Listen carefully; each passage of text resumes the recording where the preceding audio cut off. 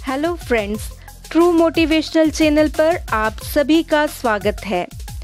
Friends, कुछ ऐसे तरीके जिससे आप अपनी पढ़ाई करने की क्षमता को कई गुना बढ़ा सकते हैं।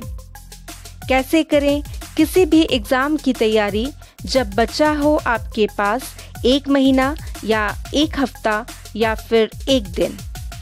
तो इसके लिए हमें किसी भी विषय वस्तु को पढ़ने से पहले उसकी जानकारी और उससे संबंधित अन्य बातों को इकट्ठा कर लेना चाहिए। जिस किसी से भी उस विषय वस्तु से संबंधित जानकारी प्राप्त हो सके उसे ज्ञात करने का प्रयत्न करना चाहिए, फिर उन्हें आत्मसात कर लेना चाहिए। इस प्रक्रिया से प्राप्त ज्ञान एवं विद्या को भूल जाने का प्रश्न ही नहीं उत्पन्न होता है। अगर कोई इंजीनियरिंग एंट्रेंस, एसएससी, बैंकिंग या फिर आईएएस जैसी प्रतियोगी परीक्षाओं की तैयारी कर रहा है तो उसे 10 से 12 घंटों तक पढ़ाई करना पड़ता है। किसी भी परीक्षा के लिए लंबे समय तक अध्ययन करना कठिन और तनावपूर्ण हो सकता है। कई बार छात्र 10 से 12 घंटे तक तो बैठते हैं पर पढ़ाई पर ध्यान केंद्रित नहीं कर पाते हैं। ऐसा क्यों होता है, इसे हम एक उदाहरण के द्वारा समझ सकते हैं। आपने अंगीठी या चूल्हा जलाने वाले को अवश्य ही देखा होगा। आपने यह भी अवश्य ही देखा होगा कि जैसे जैसे लकड़ियाँ, कोयला आग पकड़ती हैं वैसे वैसे सामने बैठा व्यक्ति अधिकाधिक कोयला या फिर लकड़ी डालता जाता है। इस प्रकार अंगीठी या चूल्हा जल उठता है। अगर वह व्यक्ति एक साथ ही अंगीठी में लकड़ी या फिर कोयला अधिक डाल देगा तो आग जलेगी ही नहीं, या थोड़ी बहुत जल भी रही है तो वह बुझ जाएगी। यही नियम पढ़ाई करते वक्त भी याद रखें। हम जो भी पढ़ें उसे समझकर पढ़ें, पढ़े हुए को समझे बिना, आत्मसात किए बिना आगे ना बढ़ें। अगर हम पढ़ी हुई विषय वस्तु को गहराई से आत्मसात नहीं करेंगे तो पढ़ी हुई विषय वस्तु की जानकारी अधूरी रह जाएगी। यदि आप बिना प्लानिंग के पढ़ाई करेंगे तो आपको कुछ भी हासिल नहीं होगा।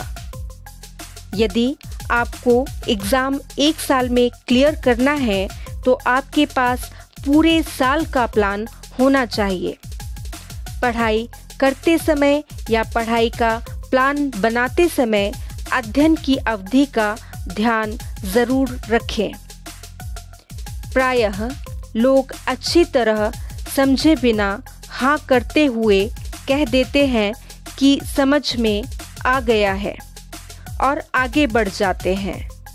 ऐसा वे ये दिखाने के लिए भी करते हैं कि वे बहुत इंटेलिजेंट हैं, उन्हें सब कुछ समझ में आ गया है और वे आगे चलकर अपना रास्ता भटक जाते हैं और तब उन्हें अपनी गलती का एहसास होता है। अतः ऐसी गलती से बचने के लिए हमें जल्दबाजी नहीं करना है और समझने का प्रयास लगातार करना चाहिए। पूर्णतया संतुष्ट होने के पश्चात ही हमें आगे बढ़ना चाहिए। इसके अतिरिक्त पढ़ते समय या किसी भी प्रतियोगी परीक्षा की तैयारी करते समय हमें एक्सरसाइज करना चाहिए।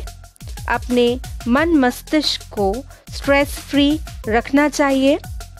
पढ़ने के समय या पढ़ने की अवधि का विशेष ध्यान रखना चाहिए। साथ ही पढ़ाई में टेक्नोलॉजी का मिश्रण भी होना चाहिए।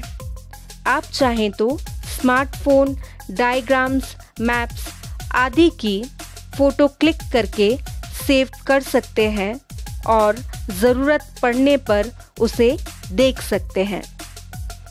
रात में ही अपने अगले दिन की जाने वाली पढ़ाई से संबंधित योजना बना लीजिए।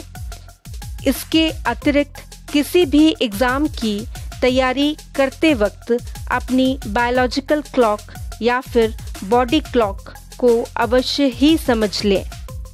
जैसे जैसे एग्ज़ाम का समय पास आता है वैसे वैसे पढ़ाई को ज़्यादा समय देने की ज़रूरत भी बढ़ने लगती है, क्योंकि आखिरी के महीनों में पूरा सिलेबस दोहराना पड़ता है, जिसकी वजह से आम दिनों की अपेक्षा ज़्यादा समय लगता है। जब भी आप स्टडी करते हैं तो यह प्रयास करें कि आपका रूम एकदम शांत हो, बाहर का शोर भी आपको सुनाई ना दे। पढ़ते समय आप फ़ोन और टीवी से भी दूरी रखें। इसके अतिरिक्त आप बोलकर पढ़ें। काफ़ी स्टूडेंट्स जो बोलकर पढ़ते हैं उन्हें शीघ्र ही याद हो जाता है। यदि हम प्राचीन समय की बात करें तो लोग श्रवण या मनन के द्वारा अर्थात बोलकर मंथन करके अध्ययन करते थे और ज्ञान को ऐसे ही सीखते थे। यह मेथड आपको देर तक पढ़ने और याद रखने में मदद करती है। पहले अपने सिलेबस को समझें, फिर उसे याद करें। हमारा ब्रेन विजुअल्स को बहुत लंबे समय तक याद रखता है, इसलिए हमें कोई भी देखी गई मूवी याद नहीं करनी पड़ती है और आप हूबहू याद रख पाते हैं। जब आप पढ़ाई में इस तरीके का प्रयोग करते हैं तो आप हर जानकारी को नए तरीके से स्टोर करते हैं और याद किए गए प्रत्येक तथ्य को याद रखने लगते हैं। पढ़े हुए कंटेंट को लिखकर भी देखें और बाद में उसे चेक भी करें कि कहीं कोई गलती तो नहीं हुई है। नोट्स भी बनाएं, फिर चाहें तो आप उसका ऑडियो रिकॉर्ड करके भी सुन सकते हैं। इसके अतिरिक्त आप पढ़ी हुई विषय वस्तु का रिवीजन करते रहें, खुद से भी प्रश्न करते रहें। हम जो कुछ भी पढ़ें उसे गहराई से आत्मसात करें, अन्यथा हम में अहंकार की भावना जागृत हो जाएगी कि हम जानते तो सब कुछ है, लेकिन समय आने पर पाएंगे कि हमें कुछ नहीं आता है। तो आप सभी इस वीडियो के माध्यम से बताई गई बातों का अनुसरण करें एवं अपने लक्ष्य को प्राप्त कर अपने जीवन में उन्नति के पथ पर अग्रसर हों। फ्रेंड्स, अगर आप सभी को मेरा यह वीडियो पसंद आया है और इस वीडियो से प्रेरणा लेकर आपके जीवन में भी कुछ सकारात्मक परिवर्तन हुए हैं, तो आप मेरे इस ट्रू मोटिवेशनल चैनल को सब्सक्राइब करें, इसे लाइक करें एवं नोटिफिकेशन बेल आइकॉन को प्रेस करें, जिससे प्रेरणा लेकर मैं नए नए विषयों पर मोटिवेशनल वीडियोस बनाती रहूंगी। देखते रहिए ट्रू मोटिवेशनल चैनल। आप सभी का धन्यवाद।